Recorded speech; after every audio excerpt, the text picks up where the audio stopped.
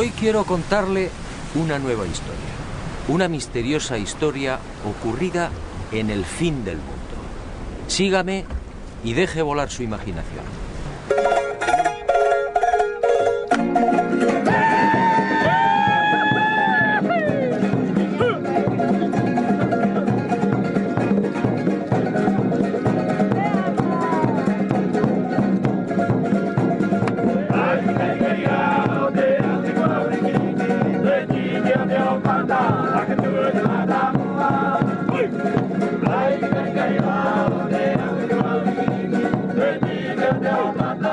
Ocurrió hace mucho tiempo y en mitad del océano. En aquel país vivía un rey sabio y prudente.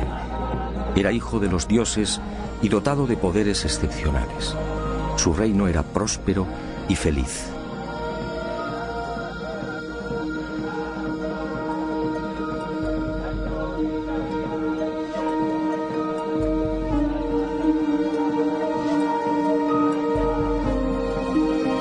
Pero de pronto aquel bello y exuberante lugar se vio amenazado. La tierra empezó a temblar y la mar, embravecida, avanzó inexorable, devorando el pacífico reino, y las tierras comenzaron a hundirse.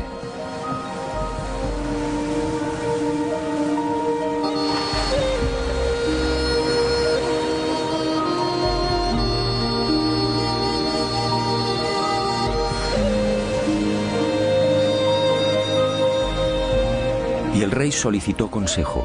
¿Qué debía hacer? Uno de sus magos viajó en sueños por el océano y al regresar comunicó al rey que debía partir en dirección al sol. Allí encontraría una nueva patria. Y el rey envió 7 exploradores. Y al poco, aquellos hombres confirmaron la visión del mago. El rey entonces se hizo a la mar, y con él todo su pueblo.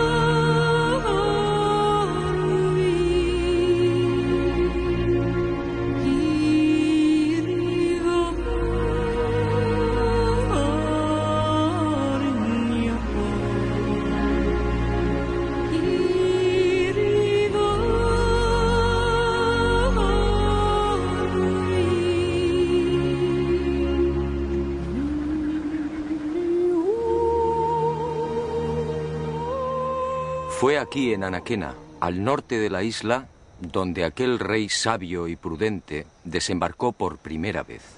Y con él llegó también el primer Moai, el símbolo que representa a Pascua.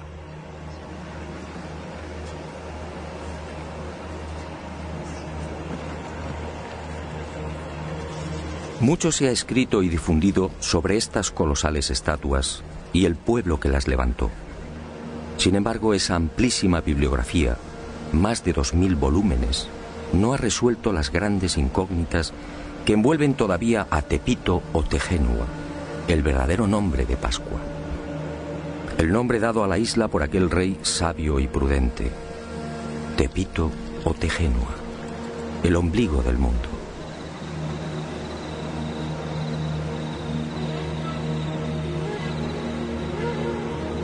Científicos y especialistas no se ponen de acuerdo.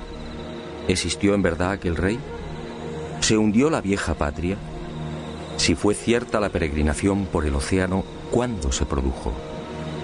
¿Fue aquel rey y su séquito los primeros pobladores de Pascua? Construyeron ellos los moais. Y de ser así, ¿por qué? ¿Cómo los transportaron?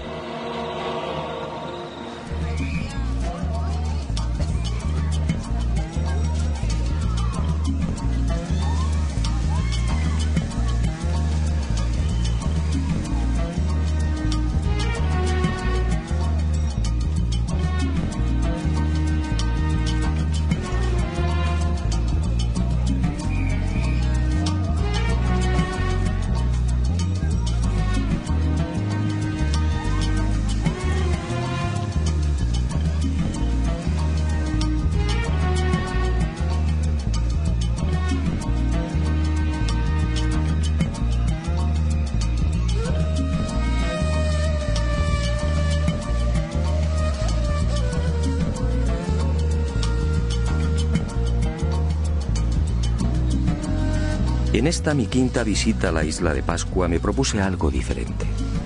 Algo que quizá podía arrojar nueva luz sobre los referidos misterios. Hasta ese momento todas mis investigaciones habían tomado como referencia los dispares criterios de la ciencia. Pero como digo, esas afirmaciones resultaban tan endebles como contradictorias. En esta oportunidad, obedeciendo a la intuición, escuché la voz del pueblo. ¿Qué cuenta la tradición?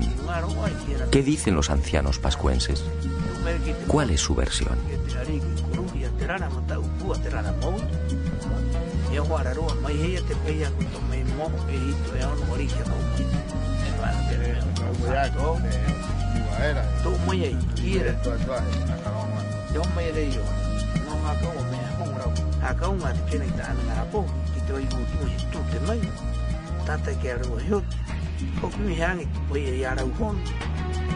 Para los pascuenses o Rapanui, la historia de su pueblo transmitida de padres a hijos no ofrece la menor duda. Todo empezó con aquel rey sabio y prudente. Se llamaba Hotu Matua y su primitivo reino recibía el nombre de Hiva Marae Renga. Allí vivía feliz en compañía de su esposa, Bakai Ajeva. Pero un día, Hiva comenzó a hundirse. Y cuenta la tradición que aquellas tierras fueron tragadas por la mar a razón de 40 centímetros por año. El joven rey Oariki, desesperado, envió diferentes expediciones a la búsqueda de nuevas tierras, pero todas se hallaban pobladas. Fue entonces cuando el mago y sacerdote Haumaka tuvo la visión de una isla situada hacia el este. En sueños, el gran dios Makemake lo trasladó hasta 3 islotes que se alzaban muy cerca de una isla deshabitada. Haumaka recorrió el lugar y regresó a Hiva, anunciando la buena nueva a Hotu Matua. Al día siguiente, 7 exploradores partieron hacia el nacimiento del sol. Alcanzaron la isla y descubrieron las pisadas de Haumaka en las rocas de uno de los volcanes. Al regresar a Hiva, los exploradores intentaron persuadir al rey para que olvidara aquella isla. Se trataba de un lugar pedregoso, sin casi vegetación y azotado por vientos huracanados.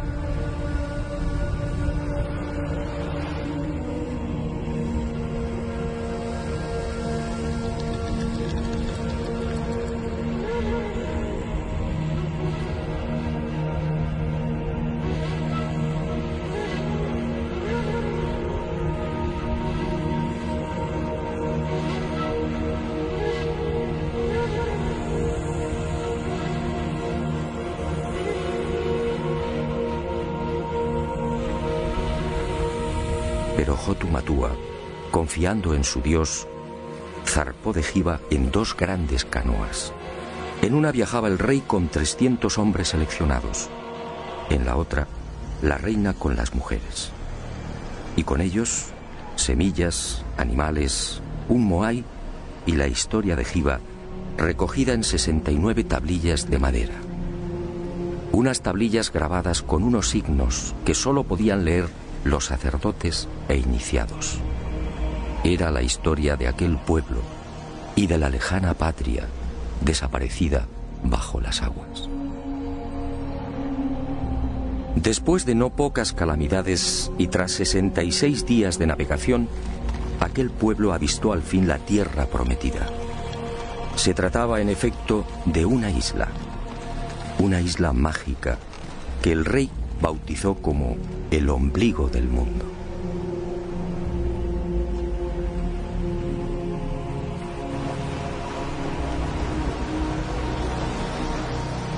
Tras rodearla, el rey y su séquito desembarcaron en una de sus playas. Y con ellos la caña de azúcar, el plátano, el ñame, el taro, las aves y gallinas.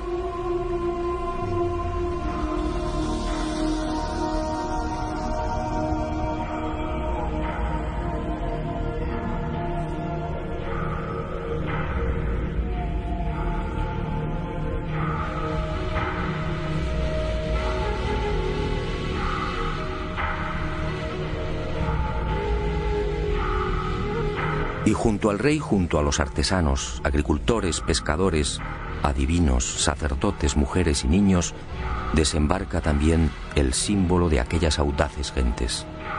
Un símbolo que ha perdurado hasta nuestros días. Un símbolo cargado de misterio.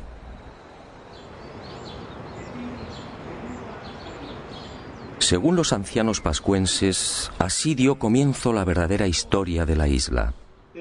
Este fue el primer poblamiento humano, una migración obligada que se remontaría quizás al siglo V. Los Rapanui establecen esta fecha basándose en la lista de reyes que sucedieron al mítico Hotu Matua y que conservan con nitidez en la memoria colectiva. En total, dicen, la isla ha sido gobernada por 64 arikis, con una duración media de 25 años por reinado. Este cálculo nos situaría alrededor del año 400 después de Cristo.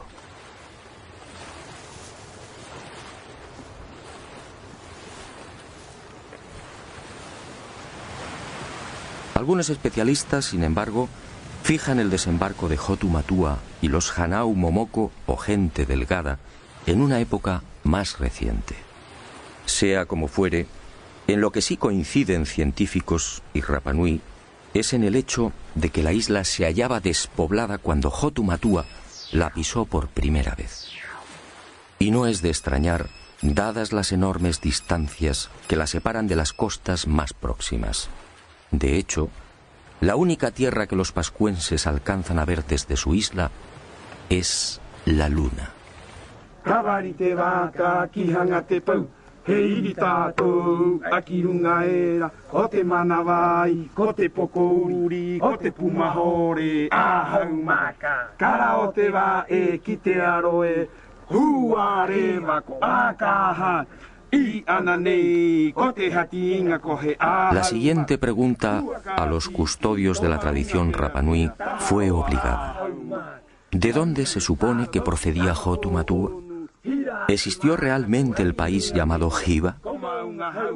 Para la mayor parte de los científicos, el hundimiento de esas tierras es pura leyenda. Para los pascuenses, en cambio, Hiva Marae Renga fue real. Así lo dice su historia. Y los ancianos cuentan que Hiva formaba parte de un gran continente situado hacia el suroeste y a 2 meses largos de navegación. Pero el océano se lo tragó y hoy solo es un lejano recuerdo. Y los Rapanui, agradecidos por el interés de aquel extranjero, fueron a revelarme un secreto que, según ellos, confirmaría lo que habían recibido por tradición oral.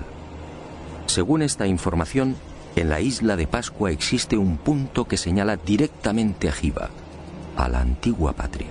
Al oeste de la isla, en efecto, se alza un grupo de moais conocido entre los isleños como los 7 exploradores.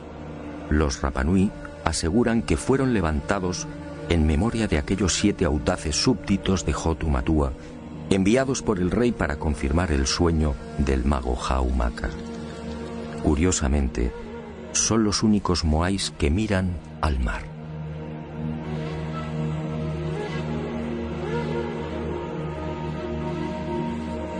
Estos 7 moais apuntan directamente al lugar donde, según la tradición, se hallaba Hiva, en las proximidades de Nueva Zelanda, exactamente en el rumbo 254. ¿Casualidad? Lo dudo. Para la ciencia, aquella primera oleada humana que llegó a Pascua tuvo que proceder de algún punto más cercano. Y algunos señalan las Islas Marquesas, al noroeste.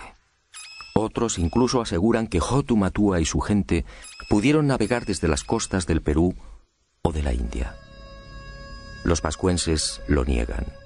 Hiva, dicen, era parte de un continente que ocupaba una gran extensión en el Pacífico Sur. E inevitablemente surge la sombra de otra leyenda. ¿Se refieren los Rapa Nui a Mu, el legendario continente desaparecido?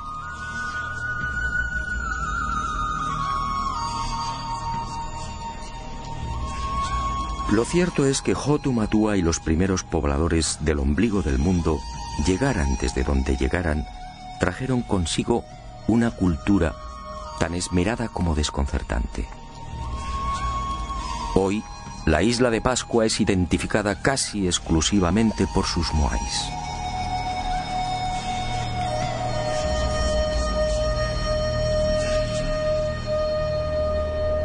Sin embargo, aquel rey y aquellas gentes delgadas eran portadores también de otros secretos y extraordinarios conocimientos. Una sabiduría incomprensible para aquel remoto siglo V. Según la tradición Rapa Nui, al segundo día de su llegada a la isla, Bakai, la esposa de Hotu Matua, dio a luz a su primer hijo. Se trató en efecto de un parto submarino.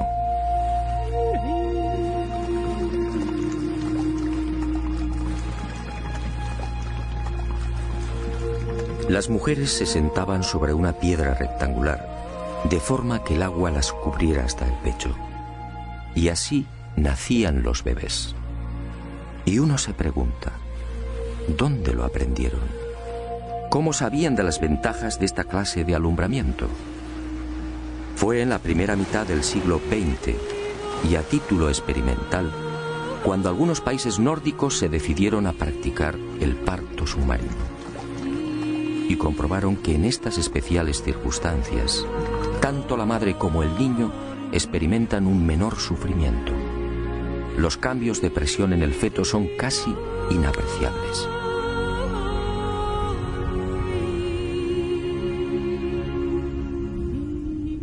Con la llegada a Pascua de la civilización, o debería decir de la supuesta civilización, esta ancestral costumbre se perdió, como se perdería también otro ritual igualmente insólito y que, según la tradición, procedía de Hiva. Las embarazadas eran trasladadas a la ciudadela sagrada de Orongo. Una vez aquí, los sacerdotes recogían el líquido amniótico, siendo utilizado por reyes y reinas para el cuidado de la piel y en las ceremonias de fertilización de la tierra. ¿Cómo sabían los primitivos pascuenses del poder regenerativo del apnio?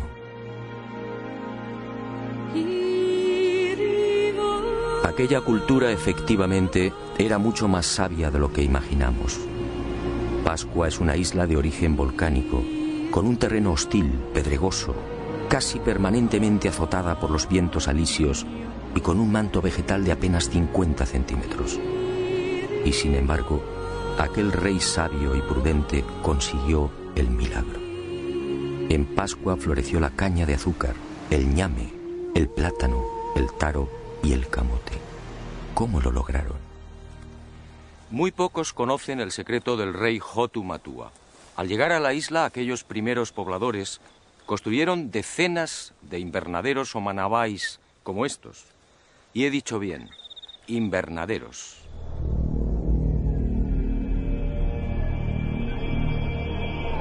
He aquí otra muestra de la sabiduría de aquel pueblo. Una sabiduría o un poder heredados de Hiva.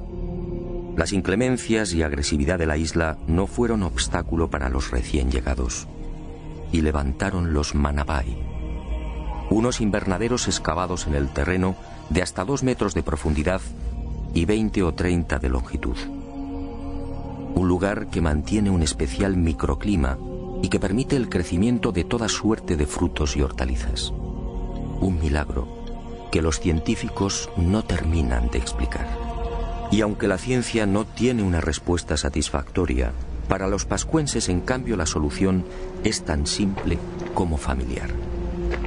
El milagro de los Manabái fue consecuencia del poder del mana. El mana era un poder sobrenatural emanado del dios Makemake, una extraña y singular criatura que descendió de los cielos instalándose en la mítica Hiva. Y aquel dios se cruzó con las hijas de los hombres, y de ahí nacieron los viejos héroes y los reyes. Y todos ellos disfrutaron del primitivo poder del dios, el mana. Una historia, por cierto, sobradamente conocida en otras culturas.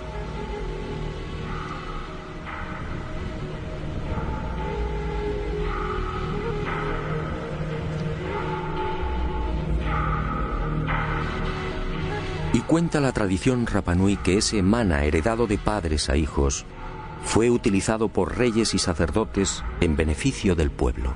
Ninguno de mis informantes supo explicar con precisión en qué consistía dicho poder sobrehumano. Todos, sin embargo, coincidieron en algo. Era como una fuerza, como una energía que modificaba personas y cosas. Cuando el rey extendía sus manos hacia la mar, peces y tortugas se multiplicaban, abasteciendo así a sus súbditos.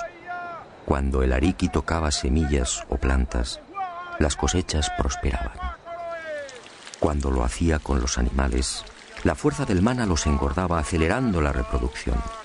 El propio nombre del dios, Makemake, no es otra cosa que una apócope o supresión de letras de la primitiva designación de la deidad. Manake, Manake. Es decir, el que disfruta de un poder más que excepcional. En definitiva, según los ancianos Rapanui, fue gracias al mana como sus ancestros lograron transportar los grandes bloques de piedra que cierran los invernaderos. No importaba peso o volumen.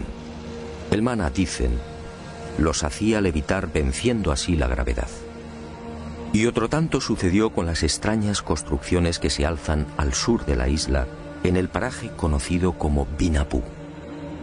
Otro de los grandes enigmas de Pascua, para el que los científicos tampoco tienen explicación. Aquí, desafiando toda lógica, permanecen los restos de un aju o altar, muy diferente a los 101 que se conservan a lo largo y ancho de la isla.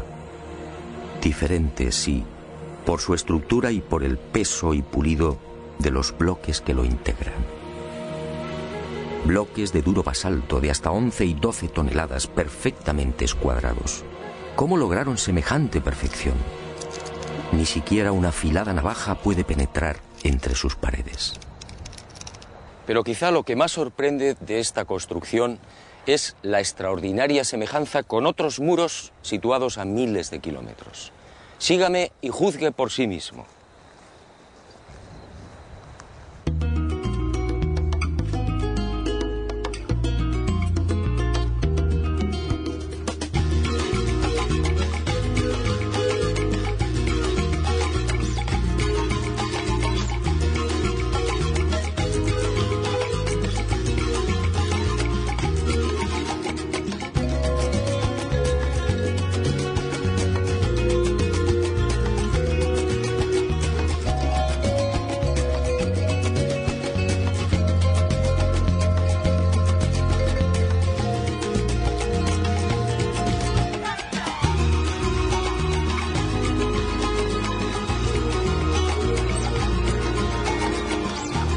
Fue el Inca Garcilaso en sus comentarios reales quien proporcionó el primer aviso sobre lo insólito de estas edificaciones en pleno corazón del Cusco peruano. Parece como si alguna clase de magia hubiera presidido su construcción. Más parece trabajo de demonios que de seres humanos. Y llevaba razón. ¿Cómo explicar esta piedra de 12 ángulos? ¿Cómo entender el transporte y alzado de estas formidables masas de piedra? ¿Cómo las pulieron? ¿Cómo lograron ese milimétrico encaje idéntico al de Vinapú en la isla de Pascua?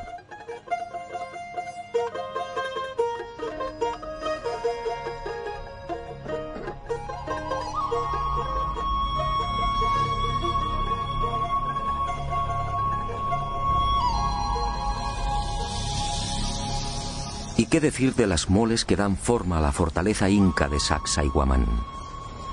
Algunos de estos bloques superan los 5 metros y las 130 toneladas de peso. La técnica de construcción es prácticamente gemela a la que vimos en Pascua. ¿Cómo entender esta semejanza? ¿Pudieron los incas llegar hasta el ombligo del mundo? ¿Enseñaron a los pascuenses cómo diseñar y levantar estos muros? ¿O fue al revés?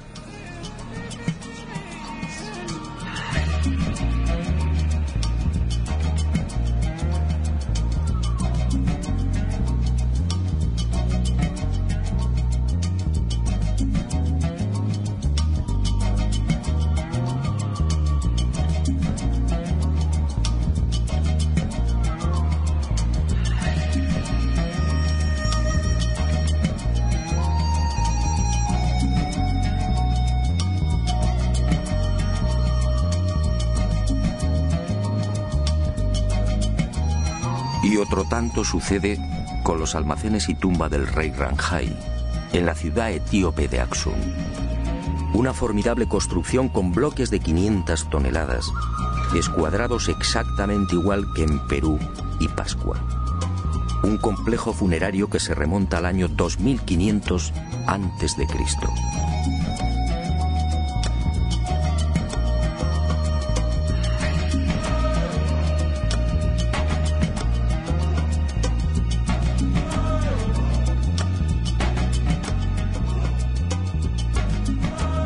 Pero la sorpresa y el desconcierto se ven nuevamente superados cuando uno acierta a caminar por la meseta egipcia de Giza. Aquí, en el templo situado al pie de la Esfinge, las increíbles construcciones de Pascua, Perú y Etiopía vuelven a repetirse. Según la arqueología oficial, este templo fue edificado por el faraón Kefren de la cuarta dinastía, es decir, hace 4500 años. Curiosamente, tanto el diseño como la disposición y el pulido de estos formidables bloques son similares a los de Vinapú, Cusco, Sacsayhuamán y Aksum. Algunas de estas masas de piedra miden y pesan exactamente lo mismo que las de la fortaleza inca o la tumba etíope. Otras, con 9 metros de longitud y 3 de altura, superan las 240 toneladas. La perfección es tal que tampoco aquí es posible introducir la hoja de un cuchillo entre las paredes. ¿Cómo lo hicieron? Nadie tiene una explicación convincente. ¿Navegaron los antiguos egipcios o los etíopes hasta América del Sur y la isla de Pascua? No parece lógico. La distancia entre estos países y el ombligo del mundo es de más de 15.000 kilómetros. Pero entonces, ¿qué ocurrió? Por más que indagué, fue imposible hallar una explicación al enigma de la semejanza entre las construcciones de estas 4 culturas. En Pascua no existe vestigio alguno de las hipotéticas visitas de incas o egipcios. Para los Rapanui, los muros de Vinapú, destinados a sostener un moai de 23 metros, fueron obra de Hotu Matua o de sus inmediatos sucesores. Unos muros, dicen, que se hicieron realidad merced al mana.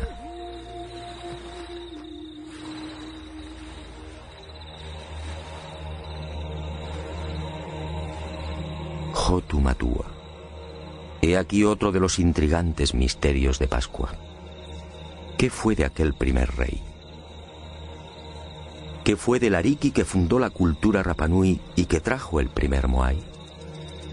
Según la tradición, Hotu Matua gobernó durante 20 años. Fue la época del máximo esplendor. un periodo en el que se inició probablemente la construcción de las gigantescas estatuas y, sobre todo, el reinado del mana por excelencia. Todo en el soberano era mana, todo era sagrado. Nadie debía tocarlo. Su cabeza, cabellos y manos eran santos. No podía cortarse el pelo y tampoco las uñas. Sus manos solo tejían redes. Al morir, el cráneo era separado del cuerpo y adornado con pinturas o grabados. Pero este poder, el mana, se hallaba asociado a otro concepto, el tapu, es decir, lo prohibido. Cualquier persona u objeto que pudiera tocar el rey quedaba maldito. Y el tapu, un concepto del que procede la palabra tabú, ha llegado hasta nuestros días en la isla del fin del mundo. El pescador, por ejemplo, no puede comer los peces que captura. Las mujeres y niños Rapanui tienen prohibido el consumo de atún durante la época estival. Los pascuenses no deben pisar el terreno donde se ha enterrado un cordón umbilical. Nadie podía ver al ariki comiendo o durmiendo. Los infractores del tapu eran condenados a muerte bien por el aplastamiento del cráneo o bien por la introducción en el recto de una antena de langosta marina. Un suplicio extraordinariamente doloroso que conducía indefectiblemente a la muerte.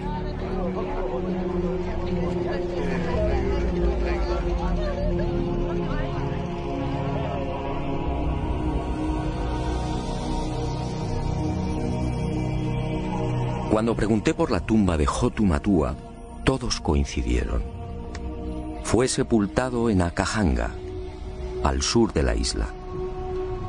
Un punto equidistante de todas las tribus, y su cabeza, dicen, fue arrojada al mar para que regresara a Jiva. Hoy, este lugar es igualmente sagrado. Los Rapanui, celosos de sus tradiciones, no han marcado la tumba. No desean intromisiones. Nosotros, gracias a una información confidencial de los ancianos Rapanui, conseguimos ubicar el punto exacto donde, al parecer, reposan los restos de Hotu Matua. Pero di mi palabra de no desvelarlo, una palabra igualmente sagrada. Y Hotu Matua trajo consigo la primera estatua de piedra, el primer moai. En la actualidad nadie tiene memoria de aquella primitiva pieza. Probablemente fue destruida. Según la arqueología, en Pascua han sido catalogados alrededor de 1000 moais. 400 se hallan enterrados o sumergidos en las aguas que rodean la isla. El resto se alza sobre un total de 101 ajus o altares estratégicamente repartidos por el interior y, sobre todo, por el perímetro costero.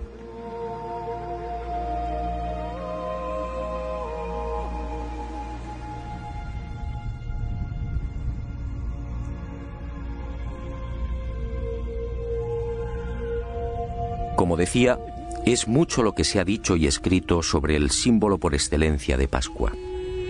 Y a decir verdad, son muchos también los infundios y despropósitos que giran en torno a estas colosales estatuas. ¿Fueron construidas por seres extraterrestres? ¿Fue Hotu Matua y su gente, como ha llegado a difundirse, una perdida expedición de la no menos mítica Atlántida? La verdad probablemente es otra. Los moais encierran aún algunos misterios, pero en mi opinión, nada tienen que ver con seres llegados del espacio.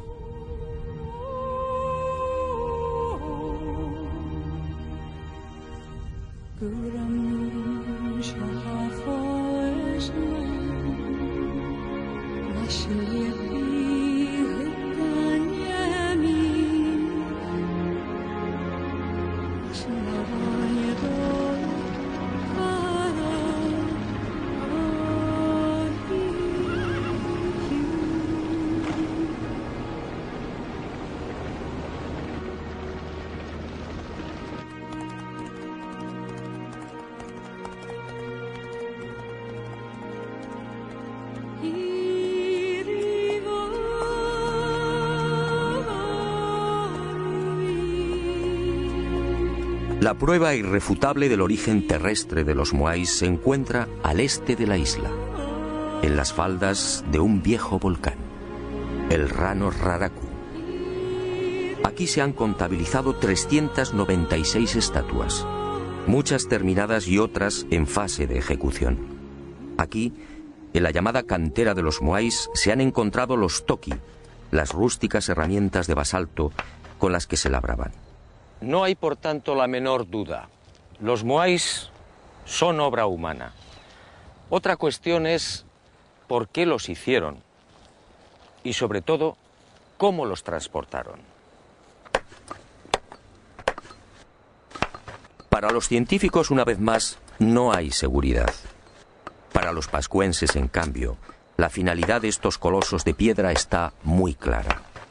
Se trataba sencillamente de la representación de reyes o personajes notables de la comunidad. La estatua era trabajada en la cantera. Una vez concluida, se dejaba deslizar por la pendiente y encajada en una fosa.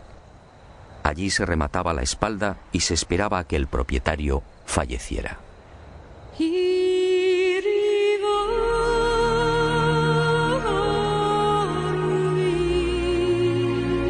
Cuando esto ocurría, el moai era trasladado al lugar elegido y alzado sobre el aju o altar. Era entonces cuando los artesanos procedían a la fase culminante. Abrían las cuencas oculares y engastaban en ellas unos ojos de coral blanco con pupilas de escoria roja. Y esa mirada terrorífica era la señal. El difunto tomaba posesión del moai y su poder, el mana, se difundía a través de dicha mirada. Y el mana alcanzaba así a todos sus súbditos y familiares. Por eso la casi totalidad de las estatuas mira al interior de la isla.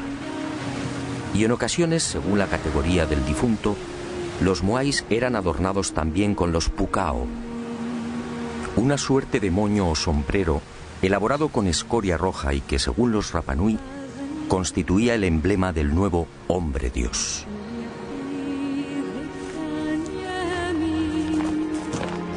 Y ahí justamente, en el proceso de traslado del moai desde la cantera del Rano Raraku hasta su definitivo asentamiento, aparece el gran problema. El verdadero e irritante enigma que envuelve todavía a los moais. ¿Cómo los transportaron?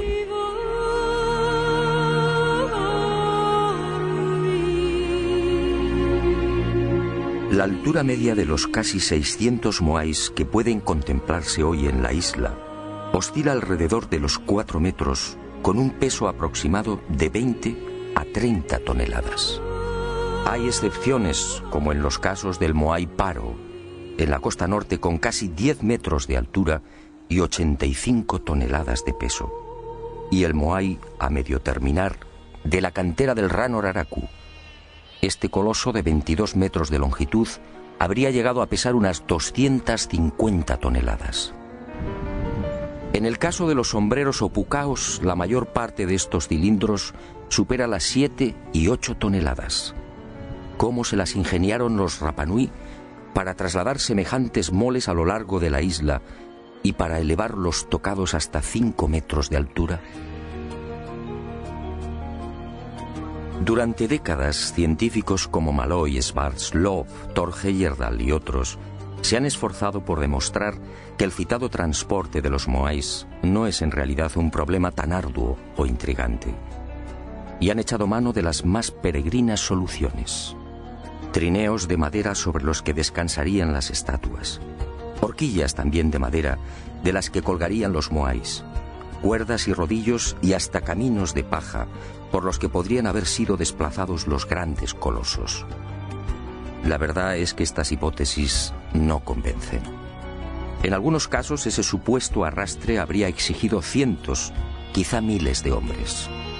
En otros, el uso de cuerdas o maromas amarradas al cuerpo de las estatuas habría dañado irremisiblemente la palangonita, la frágil piedra volcánica con la que fueron labradas. El ejemplo más claro lo tenemos en el moai de Tongariki. En 1982 fue expuesto en la ciudad japonesa de Osaka. Pues bien, a pesar del exquisito cuidado desplegado en su manipulación y transporte, las sogas lo dejarían marcado para siempre. Y me pregunto, si los antiguos pascuenses se valieron de cuerdas y rodillos para transportar los moais, ¿por qué ninguna de las estatuas presenta las lógicas rozaduras? Pero el gran fallo de cuantos han intentado explicar el traslado de los moais de forma convencional aparece al echar mano de la madera. ¿Rodillos? ¿Trineos? ¿Horquillas? ¿Estructuras en forma de V? Los científicos, al plantear sus hipótesis, dan por hecho que dicha madera era un bien abundante en la isla. Grave error. Los ancianos lo han repetido hasta el aburrimiento. Pero nadie les ha prestado atención. En Pascua, dicen los Rapanui, jamás hubo bosques. Y vulcanólogos y expertos en polen han terminado dándoles la razón. Hace 10.000 o 12.000 años, la isla padeció la última gran erupción volcánica. El Maunga Terevaca al norte entró en actividad y los ríos de lava arrasaron Pascua, sofocando cualquier vestigio de vegetación. Cuando Hotu Matua desembarcó en Anaquena, el ombligo del mundo era un paraje casi desolado. El único arbusto presente en la isla era el toromiro, de apenas 1,30 metros de altura y 30 centímetros de diámetro.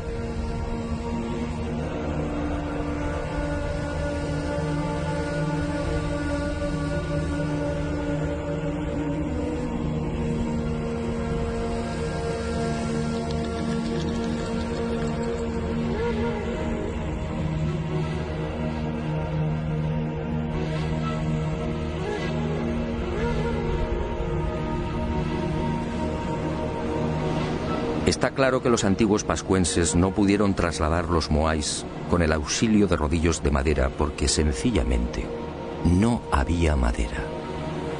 Y el enigma aparece de nuevo. Si el toromiro no era suficiente para la elaboración de esos más que supuestos cientos o miles de rodillos, ¿cómo los transportaron? La respuesta de los Rapanui siempre es la misma: con mana. Era el poder más que excepcional del rey o de los sacerdotes el que levantaba las estatuas en la cantera, desplazándolas por el aire.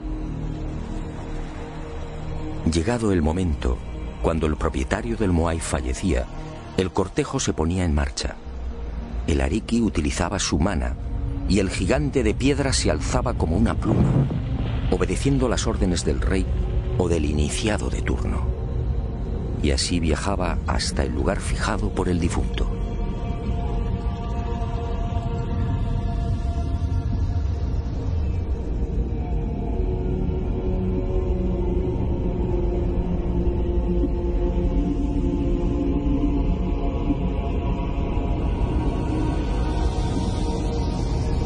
Así, aseguran los ancianos, se salvaban los accidentes geográficos depositando el moai en los ajus más inaccesibles, incluso en los acantilados.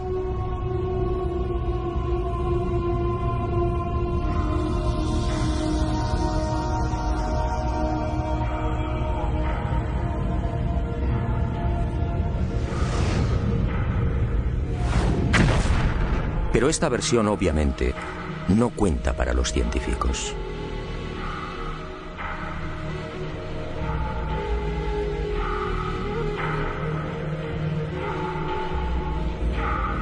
La magnífica industria lítica de los pascuenses se prolongaría hasta el siglo XIII. En ese tiempo, como dije, fueron tallados 1 millar de moais. Fue la época dorada de la isla del fin del mundo.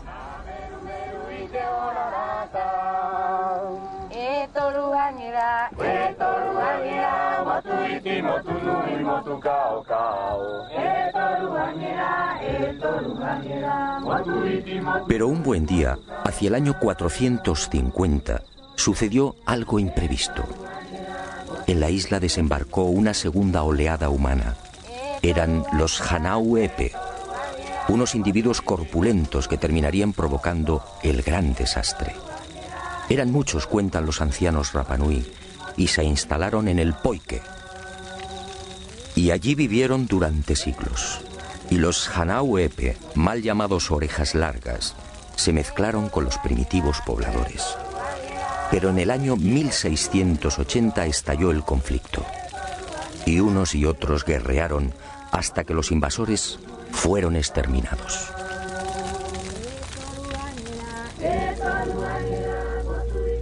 La isla no se recuperaría jamás de aquella sangrienta guerra. Y poco tiempo después, las rivalidades entre tribus y familias desembocarían en otra catástrofe. Una parte del pueblo se rebeló contra la tiranía del rey, ensañándose con los símbolos del poder, los moais. Y muchas de las estatuas fueron derribadas. Y así han permanecido hasta hoy. Fue el final de los colosos de piedra y del mana. Desde entonces, los moais solo son un recuerdo.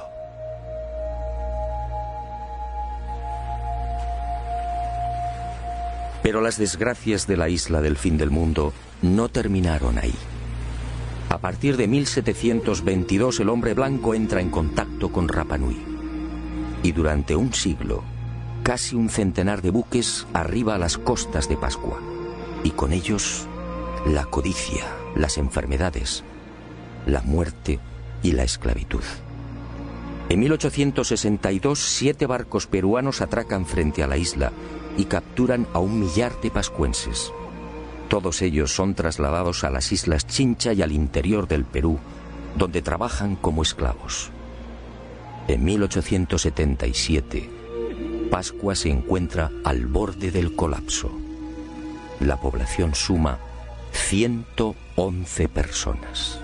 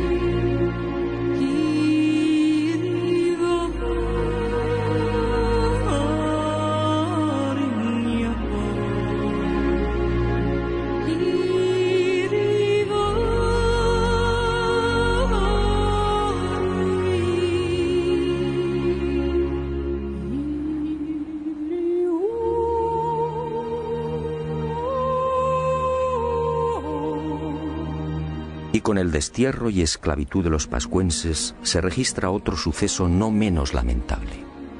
Junto al millar de isleños capturados en 1877 se encuentra el rey Caimacoy y la mayoría de los sabios y sacerdotes de la vieja cultura Rapa Nui. Todos mueren en las guaneras peruanas, perdiéndose así otro gran tesoro, el secreto de las tablillas Rongo Rongo.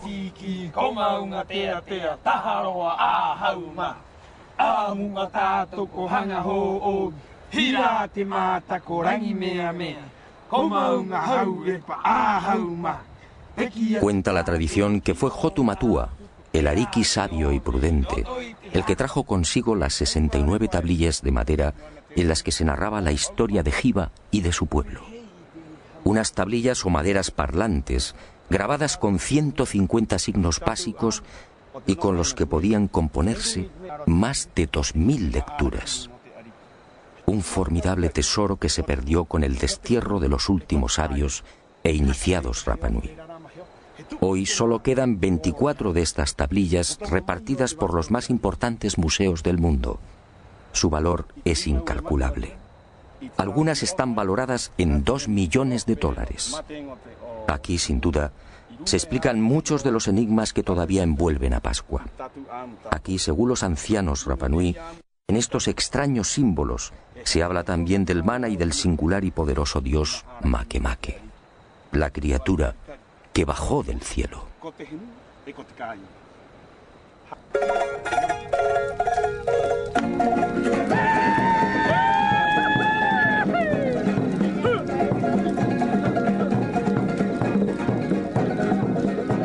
Es probable que nunca alcancemos a desvelar los misterios de Pascua. No importa. Pascua sigue conservando la huella y la magia de aquel tiempo y de aquellos hombres. Eso, en el fondo, es lo importante. Pascua, hoy, es una puerta abierta a la imaginación y a los sueños. La puerta más sagrada y benéfica con la que todavía cuenta el ser humano.